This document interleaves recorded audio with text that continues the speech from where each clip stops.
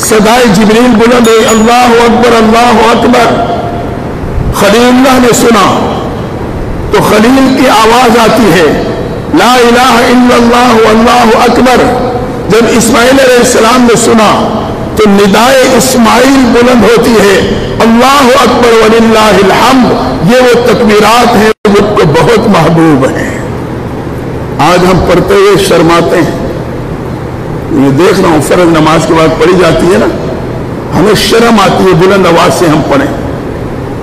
یہ تکبیرات تشریق یہ دین کا شعار ہے، جیسے مسجد کی نشانی اور شعار اور عزت مینار ہوتے ہیں، اسی طرح یہ تکبیرات تشریق ان دنوں میں پڑھنا یہ دین کا شعار ہے۔ آج حقیقت ہے، مجھے تو یہی محسوس ہوتا ہے، نمازی بلند آواز سے پڑھتے ہوئے شرم محسوس کر رہے ہیں، آواز ہی نہیں کرتی۔ یہ تو جتنی بلند آواز سے پڑھیں گے اللہ کی رحمت اور تیزی سے متوجہ ہوگی۔ دین کی عظمت کو بیان کرنا ہے اور یہی مقصود دین ہے اس کے۔ یہ وہ تکبیر کلمات ہیں جب اللہ نے اس عظیم قربانی کو قبول کیا تھا، اور ایسا قبول کیا، ایسا پسند کیا کہ اللہ نے قیامت تک آنے والے انسانوں کے لیے اس کو لازم کر دیا کہ میں قیامت تک اس کو جاری رکھوں گا۔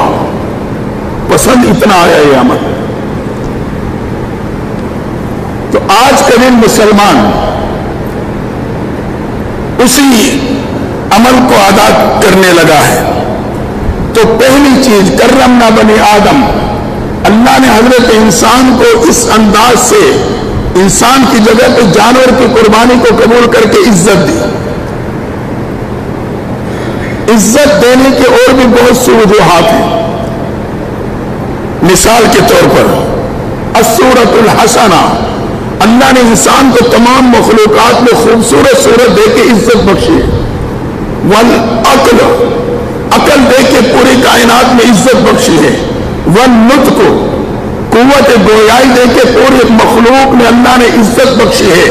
اور اسی طرح اکرمہ بالنعم، اور بہت سی نعمتوں کے ساتھ اللہ نے حضرت انسان کو تمام مخلوقات میں عزت بخشی۔ اور اسی طرح خلقہ بیدیہ، اللہ نے اپنے قدرت کے ہاتھوں سے انسان کو پیدا کر کے اس کو عزت بخشی۔ اور ایک عزت بخشنے کا انداز وہ یہ تھا بِإِرْسَالِ الرُّسُلِ، کہ اللہ نے انسانوں میں اپنے انبیاء کو بھیجا، انسانوں میں رسولوں کو بھیج کر حضرت انسان کو اللہ نے عزت سے نوازا ہے۔ تو آج وہ عمل ادا کیا جائے گا جو کرمنا بنی آدم کا مصداق ہے۔ اس لیے بہت ہی محبت کے ساتھ، عظمت کے ساتھ اس عمل کو ادا کریں، شوق کے ساتھ۔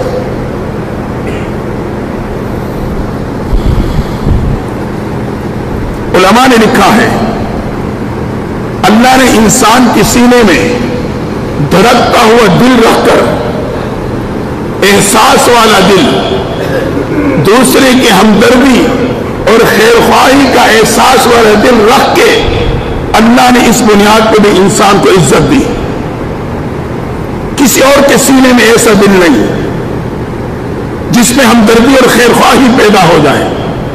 یہی وجہ ہے کوئی بچہ رو پڑے، اس موقع پہ موجود ہر شخص متوجہ ہو جاتا ہے، اس کے دل پہ آواز لگتی ہے بچہ کیوں رو رہا۔ یہ دل اللہ نے صرف انسان کو دیا ہے، یہ بھی اس کی عزت کا ذریعہ۔ اور یاد رکھنے یہی دین کا حسن ہے، خیر خواہی، ہمدردی، دوسرے کا احساس، دوسرے کی بھلائی، دوسرے کے تکلیف کو سمجھنا، دوسرے کی عزت نفس کو جاننا، یہی اسلام کا حسن ہے۔ تو قربانی کا فلسفہ کرمنا بنی آدم ایک بات،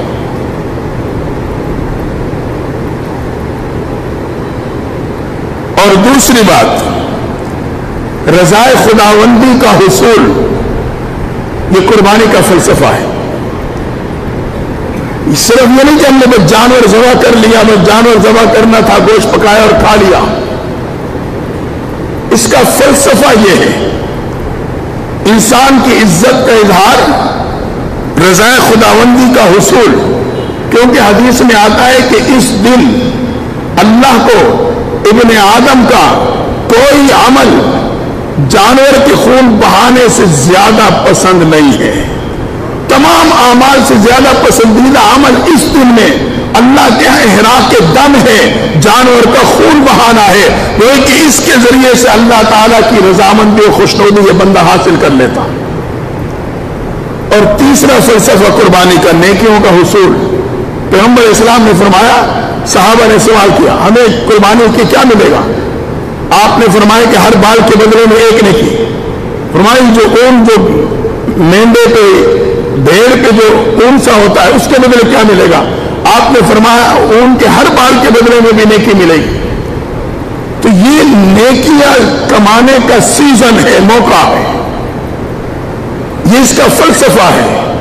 پورے سال کمزوری رہی، میری آخرت کی تجارت میں ناکام رہا، نیکیوں کی تجارت میں کمی رہی، اللہ نے یہ موقع دیا. اگر یہ اخلاص اور میری رضا کی خاطر جانور کی قربانی کرے گا، جانور پہ جتنے بال ہوں گے اس کے برابر اس کے نام اعمال میں نیکیاں درج کر دوں.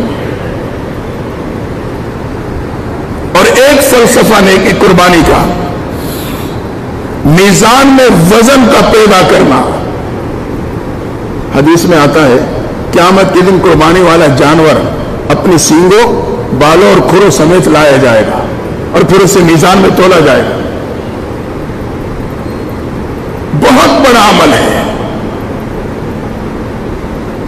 شریعت نے ایک نے 3 دن دیے ہیں. اگر میں آج تک غفلت میں ہوں، میرے پاس وقت موجود ہو، تو یہ قیامت کے دن میزان میں وزن کا ذریعہ ہے.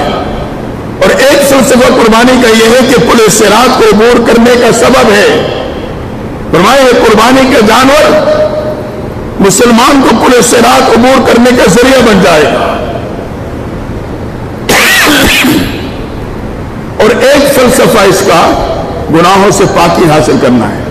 حدیث میں آتا ہے پیغمبر صلی اللہ علیہ وسلم فرماتے ہیں جب یہ انسان قربانی کرتا ہے، اس سے پہلے کہ قربانی کے جانور کا خون زمین پہ گرے، اللہ تعالیٰ اسے گناہوں سے پاک کر دیتا ہے. اس سے پہلے کہ خون کا قطرہ زمین پہ ٹپکے، اللہ قربانی کرنے والے کے گناہوں کو معاف کر کے اسے صاف پاک کر دیتا ہے. گناہوں سے پاکی کا ذریعہ ہے.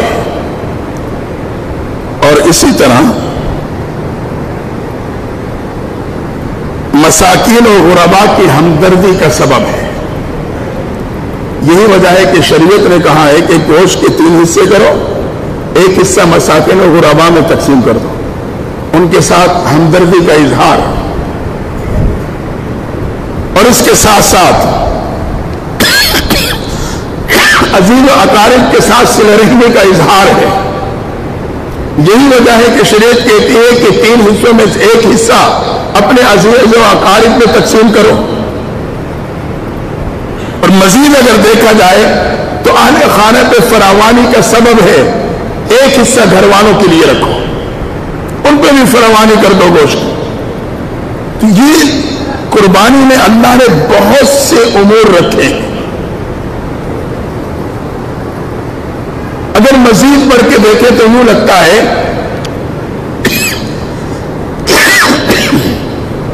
اکرام انسانیت تو پہلے گزرا، یہ احترام انسانیت کا بھی ذریعہ ہے.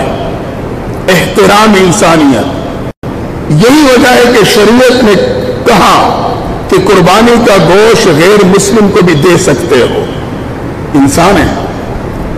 شریعت نے انسان کے احترام میں حکم جاری کر دیا کہ قربانی کا گوشت غیر مسلم کو بھی دے سکتے ہو. تو اگر دیکھا جائے تو اس میں احترام انسانیت کا سبق ملتا ہے. اور یہ مال میں برکت کا ذریعہ ہے. قرآن میں اللہ نے فرمایا وَلَكُمْ فِيهَا خَيْرٌ. تفسیر ابن کثیر نے واقعہ لکھا ہے ابو خادم کا.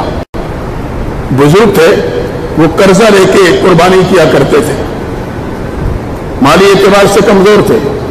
پوچھنے والے نے پوچھا حضرت آپ ہر دفعہ قرضہ لے کے قربانی کرتے ہیں، آپ پہ لازم واجب تو ہے نہیں؟ فرمایا اللہ نے قرآن میں کہا ہے وَلَكُمْ فِيهَا خَيْرٌ، اس میں تمہارے لیے برکت اور خیر ہے. اس خیر کو حاصل کرنا چاہتا ہوں جو شاید پورے سال پھر حاصل نہ ہو. تو مال میں برکت کا ذریعہ، اور اس کے ساتھ ساتھ جذبہ فدائیت کا اظہار ہے کہ ہم اللہ کے نام پہ جانور قربان کر رہے ہیں. اگر اللہ جان مانتا تو ہم جان بھی قربان کر دیتے. اور فدائیت کے ساتھ ساتھ اللہ کی عظمت اور کبریائی کا عملی مظاہرہ ہے کہ ہمارے دل میں اللہ کی عظمت اور کبریائی اتنی ہے کہ ہم اللہ کے نام پہ آج جانور پہ جانور قربان کر رہے ہیں. کہنے والوں نے 100 آوازیں لگائی، کیوں گوشت ضائع کرتے ہو، کیوں پیسہ برباد کرتے ہو، چند قربانیاں ہیں رفاع عامہ میں لگا لو، غریب اور مستحق اور پریشان حال کے لیے ذریعہ بن جائے گا. یہ اس بات کی تردید کرتے ہوئے جو ایک قادیانی مرزائی ایک پرویزی کا دیا ہوا ایک فلسفہ ہے، اس کی تردید عملی تردید کرتے ہوئے جب یہ جانور پہ چھری چلاتا ہے، جانور قربان کرتا ہے، یہ اس بات کا اظہار کرتا ہے کہ تمام فلسفے اپنی جگہ پر، مجھے تو اللہ کی عظمت، اللہ کی گہرائی میں جائیں. بہت بڑا عمل ہے، شاید ہمارے دل میں اتنی عظمت نہ ہو.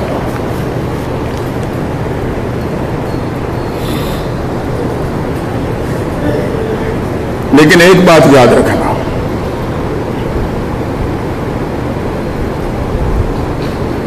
نام و نمود نہ ہو، نہ اپنے پیسے کا دکھاوا ہو، نہ جانور کا دکھاوا ہو. اگر اچھا سے اچھا جانور ہے لیکن اندر بھی اچھا ہے پھر تو بہت اچھا. جانور اچھے سے اچھا لیکن میرا اندر اچھا نہیں پھر کسی کھاتے کا نہیں. قرآن میں اللہ فرماتے ہیں لن ینال اللہ لحومها ولا دماؤها ولکن ینال، اللہ تعالی نہ گوشت کو دیکھتا ہے، نہ اسے گوشت کی ضرورت، نہ اسے خون کی ضرورت. اللہ کو ضرورت ہے تمہارے دل کی کیفیت، تقوی.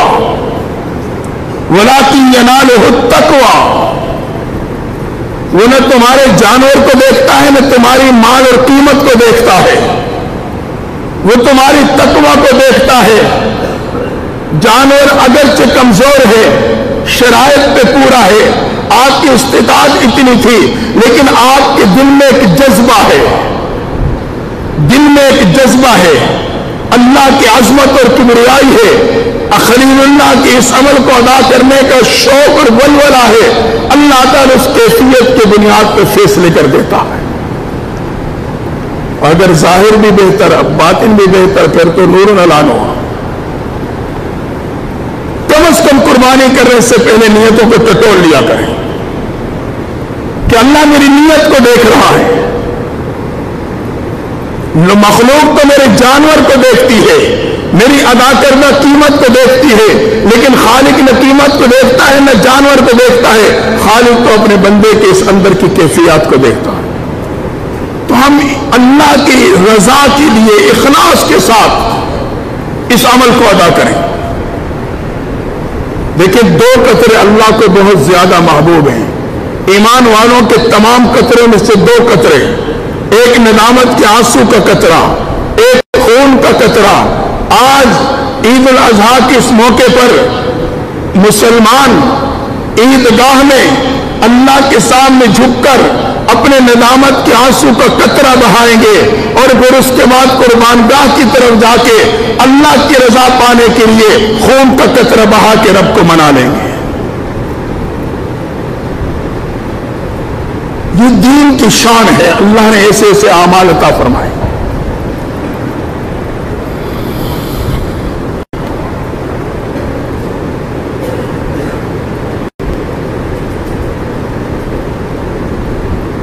ایک تو قربانی سے دل نہ چرائیں،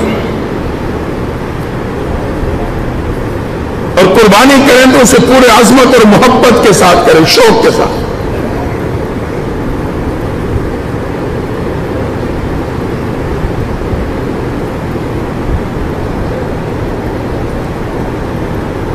اس قربانی کو اللہ نے ذبح عظیم کہا ہے. کہ یہ بہت بڑی قربانی ہے.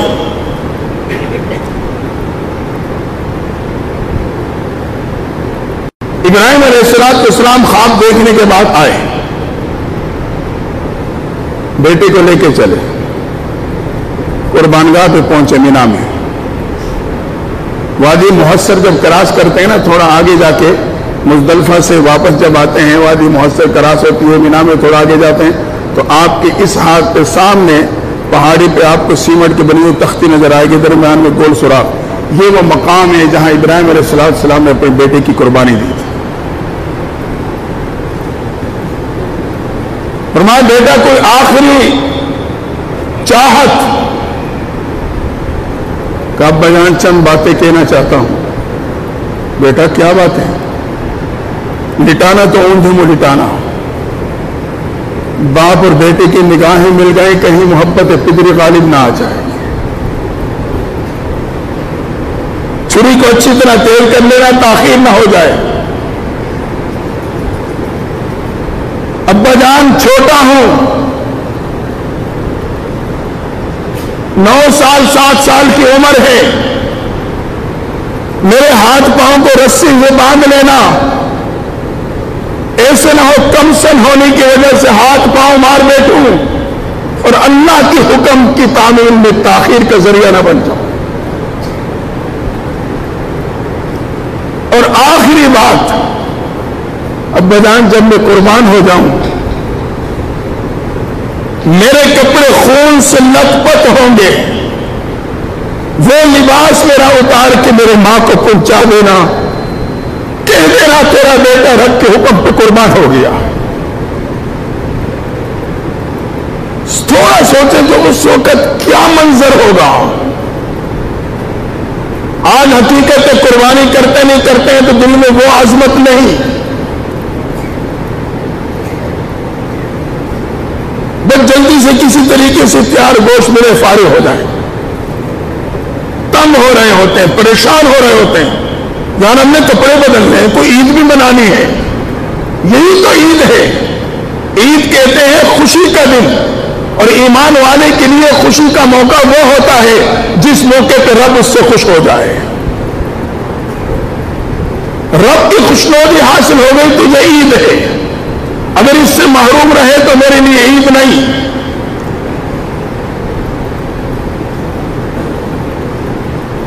تو قربانی کے جو فلسفہ ہے, اس کی جو حقیقت ہے, اس پہ نظر رکھیں.